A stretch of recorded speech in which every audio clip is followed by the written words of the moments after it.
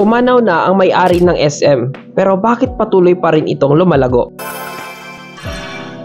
Hey, ako si Mark Verey, ang iyong business chismis buddy. Tulad ni Henry C. nung buhay pa siya, meron lang siyang 8 hours para magtrabaho araw-araw. So ano po ang ginawa niya? Siya po ay nag-employ ng 1,000 employees working 8 hours for him every single day. So 1,000 employees times 8 hours, a total of 8,000 hours working for Henry C. every single day. Anong tawag natin doon? Ang tawag po natin doon ay time leveraging. Ginagamit ni Mr. C ang oras ng ibang tao para siya ay makinabang. Kaya kahit pumanaw na siya noong 2019 ay patuloy pa rin tumatakbo at lumago ang SM sa buong Pilipinas.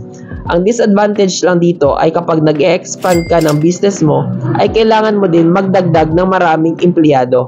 Mas maraming empleyado, mas malaki din ang gagastusin mo sa kanilang sweldo. Good news dahil meron ako na-discover na bagong business model na hindi mo kailangang magdagdag ng empleyado habang ang negosyo mo ay lumalago. Hindi mo na kailangan maglabas ng pera para sa products at hindi din kailangan ng pwesto o warehouse. May libre kaming webinar na inihanda kung saan ipapaliwanag ang business model na ito.